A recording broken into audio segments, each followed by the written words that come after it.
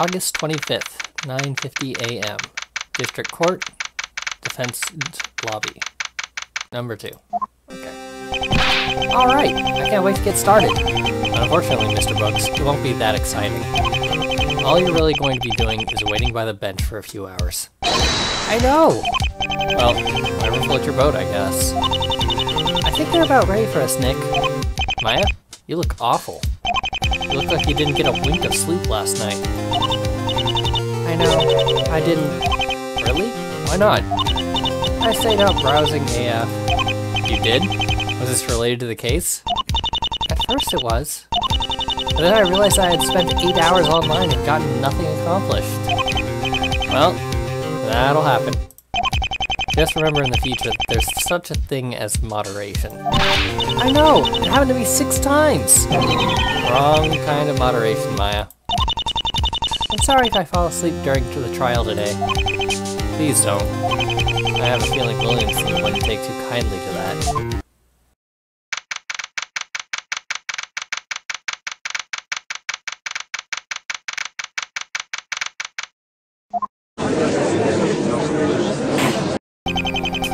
Court is now in session for the trial of Edmund Brooks. The defense is ready. The prosecution is ready, Your Honor. I trust that you two are prepared.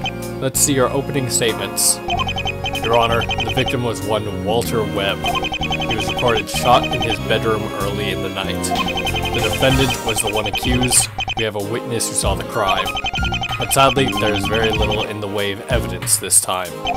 Due to a fire, much of what we might have found is destroyed. A fire? How awful! Yes, the house caught fire shortly after his death. It's a miracle we still have a somewhat intact crime scene. However, despite this, the prosecution will still be able to prove that the defendant, Edmund Brooks, is the culprit. Our eyewitness account will be enough for this. An eyewitness? Yes, that will certainly help your case. Mr. Wright, did you have anything to say? The defense believes Mr. Brooks is innocent, Your Honor. Eyewitness or no eyewitness, the amount of physical evidence against him is rather weak. If you ask me, the prosecution has a rather shaky case. We'll see. We meet again, Wright. Looks that way. You're not still sore about losing the Circolante case to me, are you? Losing? Ha! This is hardly about losing. A man like you doesn't deserve to stand at that bench. You may have fooled everybody else here, but I'm not blind. This again? Are you ever going to drop this? It would be an injustice for me to simply forget about your past. I won't be satisfied until the true Phoenix Wright is exposed. How do we end up with this guy again? There has to be 1,000 prosecutors in the city. What are the odds of that? In my world, they're apparently pretty good. The prosecution requests that the defense please refrain from chatting amongst themselves, as this trial needs to begin. I agree. Please limit your bickering with your aide, Mr. Wright. What? I wasn't the one who... Who will you be calling on as your first witness, Mr. Williamson? The prosecution would like to call the detective investigating the crime. Very well, bring him in. Please state your name and occupation. I'm Mark Waters, and I'm a homicide detective. I've been working on this along with a Mr. FBI agent. The FBI is involved with this? Well, I guess Webb was some kind of high-profile criminal. Agent Togamera is apparently taking his death as a chance to search the house. So you're helping this FBI agent? Well, it's technically 2 separate investigations. I'm checking out the murder, and he's trying to find stuff on whatever Webb was doing while he was still alive. The 2 kind of overlap at times. Why? That's certainly confusing. Tell me about it. Luckily for us, only one of the 2 matters right now. We are here to determine whether the defendant killed the victim. Nothing more. Yes, I suppose so. Is there anything else we should know about this, Mr. Williamson? We've received reports that Mr. Webb worked for the Rivales family. I've tried looking into it, and I'm afraid that I'm not permitted to speak much on this matter. Ah, yes, those people. I know what my brother would say about this. He would say, I'm not sure how I feel about that. Well, I am. This man is obviously guilty. The victim is not the one on trial. Oh, right. Well, the defendant is obviously guilty too. Your Honor, perhaps we should start the trial before we jump to that conclusion? Indeed. But let's get to the point. Please tell us what your team has found, Detective. Yes, sir.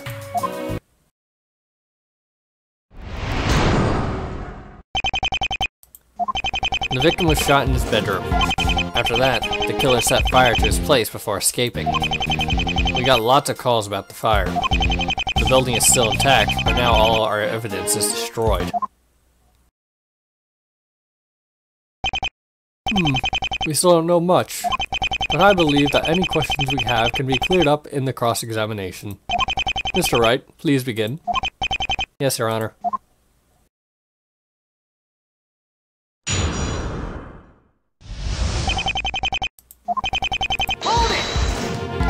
Could you tell us some more about how he was killed?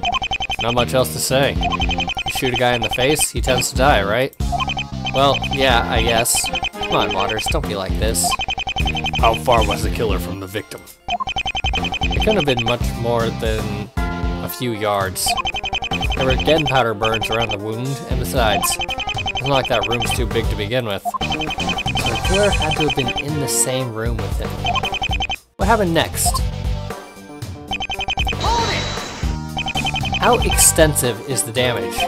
Most of the building's still intact. It was really just the bedroom that took the brunt of it. Here, take a look. Oh my, just look at that place. The forensics team took this. I think the picture should speak for itself. We're lucky the fire department was able to get there as quickly as they did. Otherwise, there might not have been anything left. The fire would have woken up the neighbors anyway, but most of them were already awake. The loud music coming from Webb's place did a good job of that. Loud music. The youth of today. No respect for others. The court accepts this photo as evidence. Please continue, Detective.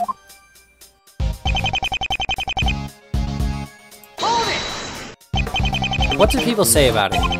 That the house was burning and somebody should do something about it. Anything else? What, like there's more to say when your neighbor's house bursts into flames? They were just calling to report a fire, man. Were these calls before or after the complaints about the music? They were after, I think. Yeah, they were definitely after. It would have to be after. Nobody's going to be complaining about loud music when there's a building on fire.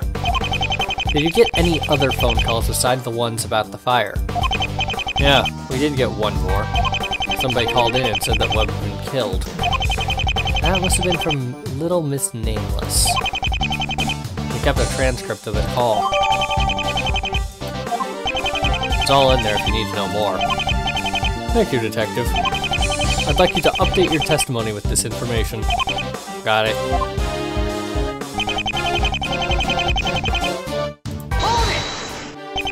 What did the caller tell you? That Webb had been killed. Not much else. I am sure more was discussed than just that. Could you give some details? Objection! He was kind enough to give you that transcript of the call. How about you read it yourself? Well... Yeah, I guess it doesn't really say much else. There, was that so hard? I can read just fine, thank you. It's good to know you can still read, right? Okay, this can't be just a coincidence. I know he's reading my mind or something. He's not reading your mind, Nick. How did you... Please continue, Mr. Waters. That's what I get for trying to laugh. Okay, look at this thing. This, that, okay.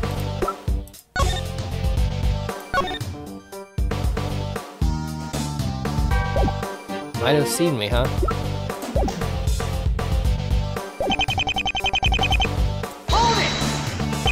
All your evidence is gone? Not all, really. Just a good chunk. We still picked up some DNA and traces of fingerprints. I'll get to those later. At least the house is still around, though. Otherwise, we wouldn't have much of a crime scene at all. Rather pointless if you aren't able to turn up any evidence in the first place. Yeah, I guess. These are just the basic facts of the case, so there shouldn't be too much wrong. No, but knowing Waters, there's probably something out there that he hasn't considered yet. Maybe not a contradiction, just a clarification on something. I'll have to point that out to him. Alright.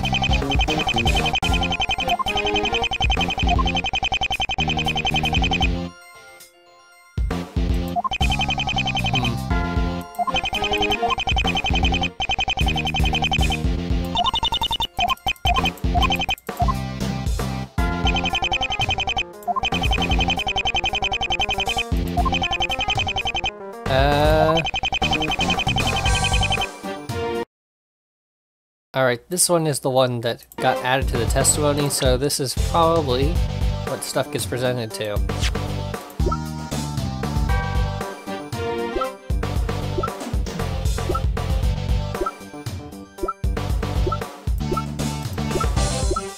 Well, not that, not that. Probably not the fire damage. Sure. I think I know why nobody else called about the murder. It was because they didn't know. The music was playing too loudly for anybody to hear the gunshot. Oh. Well, hey. I guess that makes sense. I think the music was being played so that the killer could cover up the noise of the gun. Why, yes, I get it. That does raise another question, though. Wouldn't that draw attention to the house? The police were already getting calls before anything ever happened. No, the police would have been rather occupied once they finally arrived. Save. Considering it was on fire. The house is on fire. They would have been too distracted to bother with anything else. So the fire was used both to destroy evidence and as a means of escape. Exactly. Well, this is all good. Now that you've pointed this out, I won't have to do it myself later. I would have rather hoped that Waters would be able to deduce this by himself. Hey! I'm not seeing how it points away from the defendant. He's right. I've just said could apply to anybody, including Mr. Books. Mr. Williamson, I trust you have evidence pointing to the defendant. I do, Your Honor. There are several factors which incriminate him as the likely suspect. Mr. Waters can cover this for us. Detective, please tell us about our case against the defendant. Righto, boss.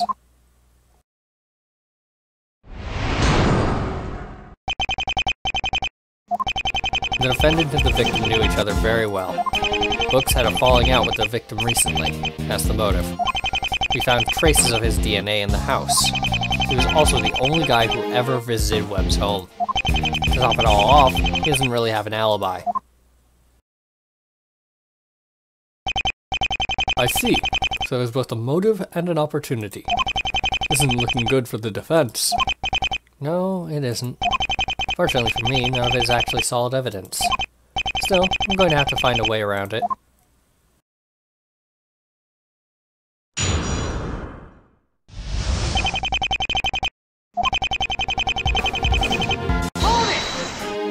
How would you describe the relationship between the two? You mean you don't know yet? That's not exactly what I said. Ha! Looks like I'm one step ahead of you this time, man. This is great. I actually have the upper hand here. Just answer the question. Well, if you have to know, the two were more or less best friends. They'd known each other for years. If the two were so close, then Mr. Books wouldn't have killed him. Not quite, because, you see...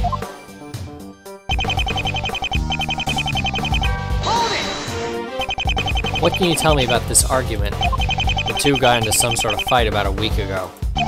Books did something to piss off Webb. Webb told him not to try contacting him again. Oh, rats, I was hoping they wouldn't know about this yet. Wouldn't that be more of a motive for Webb to kill Books? Not the other way around? Nah, who can really say how mad Books was, right? He would have been really hurt by it and wouldn't be thinking clearly. Sometimes because they're upset, people will do things that they immediately regret. Occasionally, this involves hurting those closest to you. The argument was a very emotional experience for Mr. Books, and he was clearly disturbed by it. An emotionally charged crime. I would find this easy to believe. Things like that happen all the time. I guess I can't argue with that. No, you can't. However, a motive isn't enough for a conviction. Perhaps we should also discuss the other points against the defendant. Right, so as I was saying...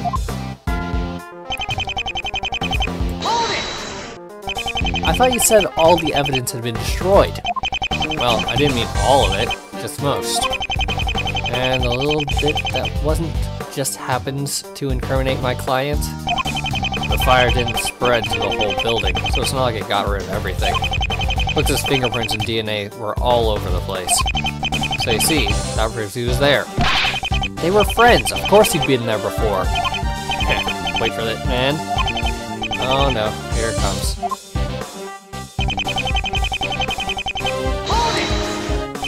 Are you sure about that? Yep, we questioned the neighbors. All of them said they'd never seen anybody but Books go in there. All of them? All of them. Books and Webbs were the only two. He doesn't sound like a very social person at all. He wasn't. None of the neighbors knew Webb well. He seemed to be making a point of avoiding them. Some didn't even know his name. Because nobody else knew Webb, it's doubtful that anybody would have reason to want him dead. Well, what about the Ravalas family? He worked for them. There's plenty of bad people out there who might hate him. The family has very specific ways of conducting murders, so we don't believe it's them. And there aren't any other organized gangs left, so it wasn't a turf war. Somebody in the Mafia is always going to have enemies. Perhaps, but the point remains that nobody is suspecting them to be involved. Until we have a reason to, there's no point in bringing it up. I might have to let this go for now. It seems way too suspicious to just forget. Yes, I see. Please continue.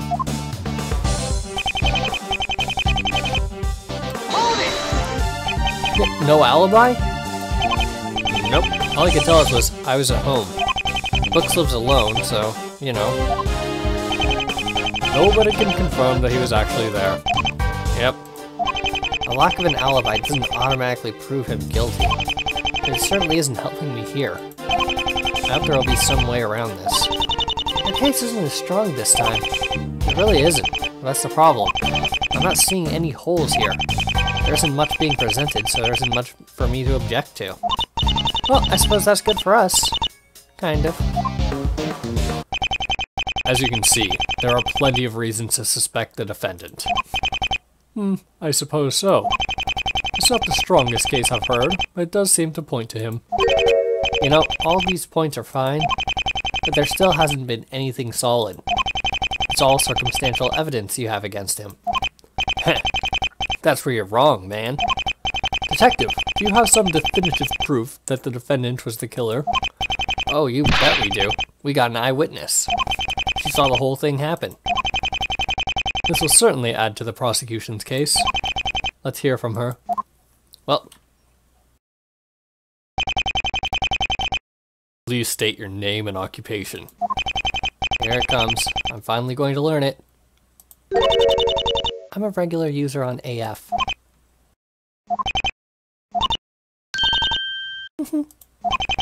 I wasn't sound, music, off.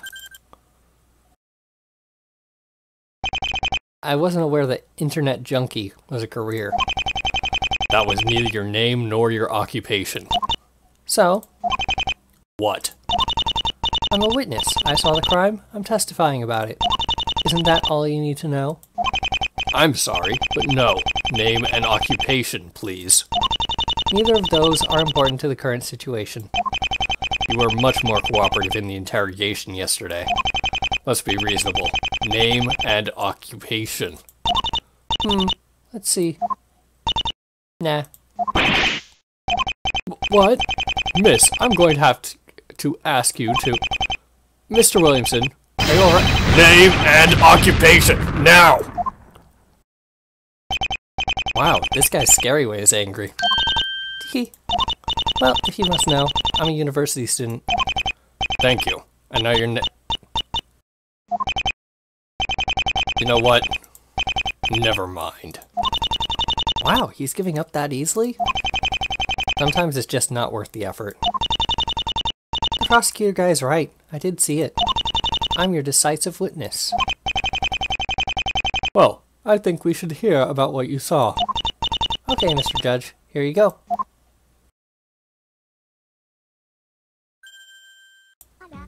Nope.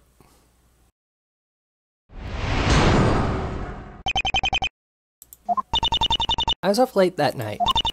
I've been browsing the webosphere and chatting with people. Suddenly, I heard a loud bang.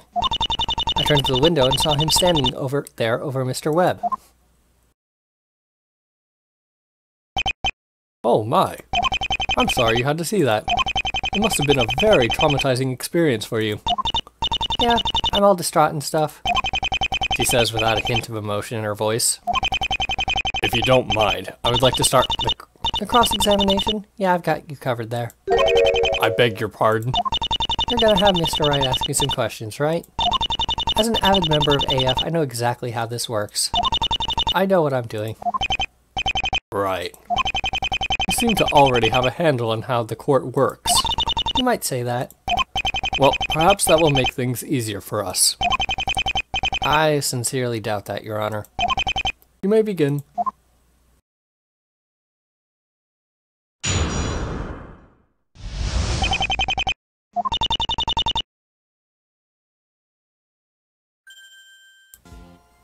Ah, good.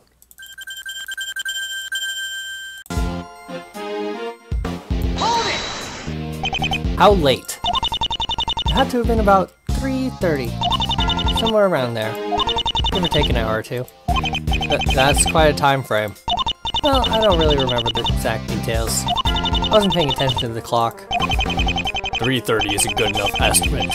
Judging from the autopsy report, it's accurate. Yes, it would appear that way. Please continue.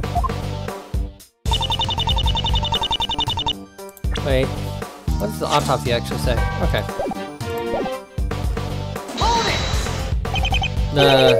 The what? The webosphere. Don't tell me you don't know about it. I believe that she means the internet. Oh, is that what you kids are calling it nowadays? Kids? How old did she say she was again? She didn't. Wait a minute. Could somebody explain this internet thing to me? What does it do? Your Honor, I'll explain it to you after the trial.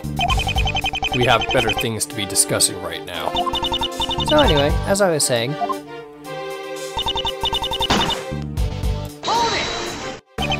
Do you think that bang was the gun being fired? Well, of course. What else would it be? Are you familiar with the sound a gun makes? Maybe it was just a loud noise. Well, no, never had too much experience with guns. Maybe you're right. Objection! You're leading the witness. We both know a gun was fired. There's no reason to suspect the noise she heard was anything else. Objection sustained. Unless you can prove the noise came from something other than the murder weapon. I do not. No, I don't think I can prove that. I see. Please continue, miss.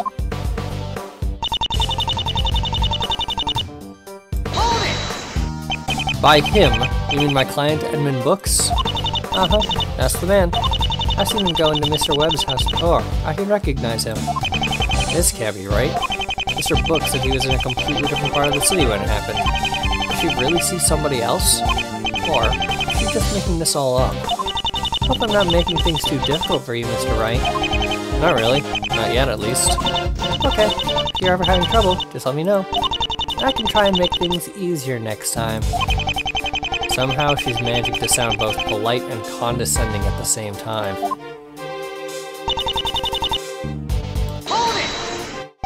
How late? Wait, dang it.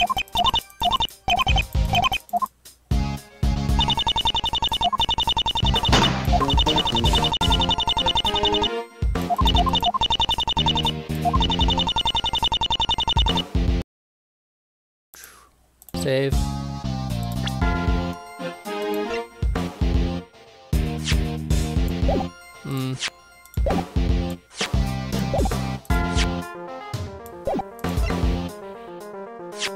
Neighborhood map, autopsy report, terms of service. So, you didn't hear the boombox? Objection! Nope, load.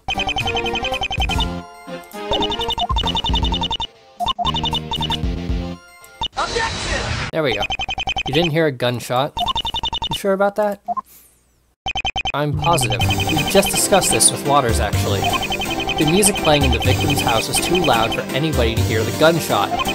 I wouldn't be so sure about that. Her house is very close to the victim's. The noise would have been much more noticeable from there. No. We know the music was already playing before the gun was fired. If that's the case, her attention would have already been drawn toward the house. It couldn't have been the noise of the gun that caught it. Oh my, that's right! She should have been focusing on his house long before he was shot. But according to her testimony, that didn't happen. Was she just ignoring something that the rest of the neighborhood noticed? Because I'd find that rather hard to accept as well. So what we have to believe from this is that she heard neither the gunshot nor the music. It's something funny. I'm sorry, Mr. Judge. I guess I just remembered something. It wasn't the gunshot or the music that made me look over there. In fact, I didn't even realize that there was music playing. There was music playing in the first place. You what? Really? How could you not know that? I had my headphones on. They blocked out all outside noise. The volume must have been really loud for you to not notice something the rest of the neighborhood did. Yeah, it was. You know, it's very bad for your hearing to play music so loud. You shouldn't do that. Sorry, I'll remember that in the future. I'm not buying this story. At all. There must be some other explanation. The only question is, can I prove it? I don't have anything to disprove her story. I'll just have to watch and see how this plays out. Well, even if you weren't able to hear the gunshot, we still need to know how you saw the crime. I think that's very important. Yes, perhaps we should hear a more detailed account of what you saw. Please tell us about what you saw the defendant do. Yeah, okay. I'll try not to forget anything this time.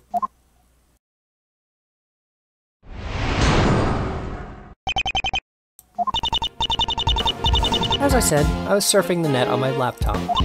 I saw some movement out of the corner of my eye. I turned to the window and saw him standing by the wall behind Mr. Webb. He was holding a gun, which was still smoking. After that, he ran away. As you can see, this ordeal with the headphones was just a small misunderstanding. She must have gotten confused. Sure, whatever you say, Mr. Wilson. That's Williamson.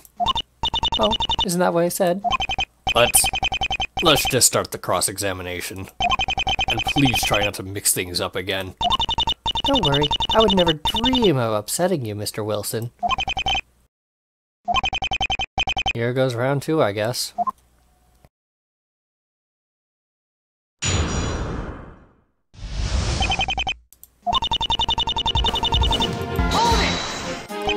Could you tell us a bit more about this?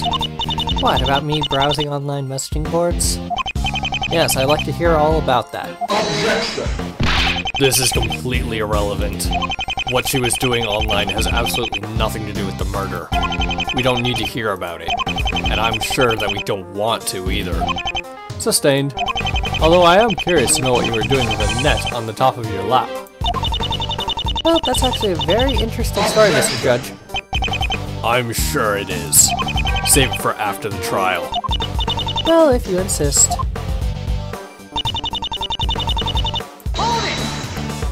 Can you describe what you saw? It was just a quick blur. It got my attention, so I looked over. That's when I saw him.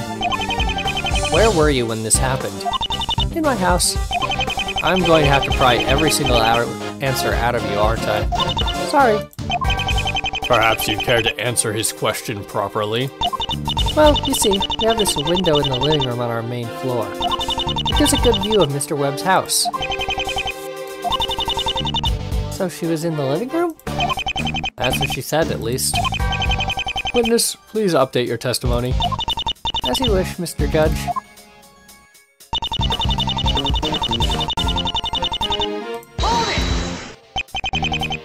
Where is this window? In our living room. I know that. Could you be more specific? Well, you know how the two houses are kind of facing each other? The living room is on the main floor. If I look out the window, I can see his house. I do remember a window there. Looks like she isn't lying about that. This statement still seems shady, though. I wonder if there's more to it.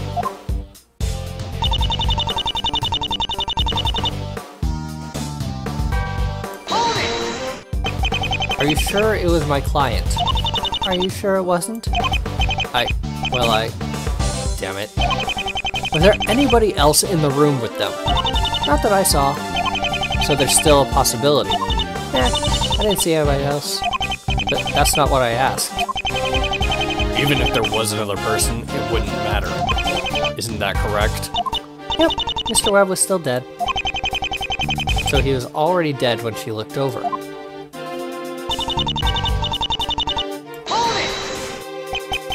He was holding the gun? That's right. He definitely looked like a guy who just killed someone. Hey, just because he was holding the gun doesn't mean he shot it. I think I recall a case or two where somebody was tricked into picking up the murder weapon. Let's not jump to conclusions, Your Honor. As far as we know, there wasn't anybody else in the room. We have no reason to believe anybody but the defendant fired the weapon. What about Mr. Webb? He was an evil criminal after all. I highly doubt this was a suicide. Oh, well, if you insist.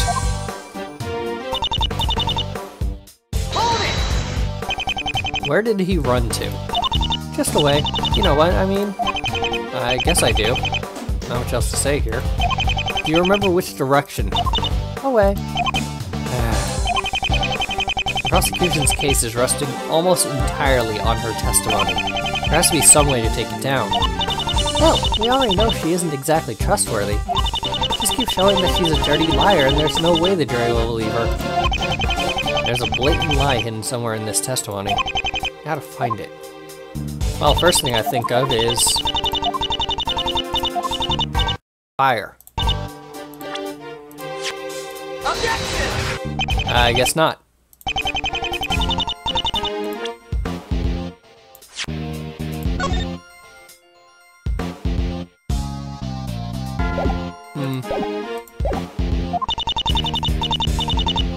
Wait.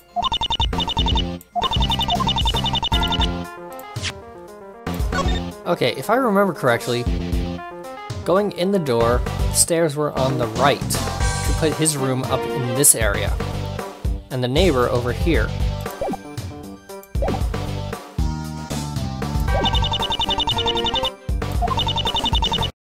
Save.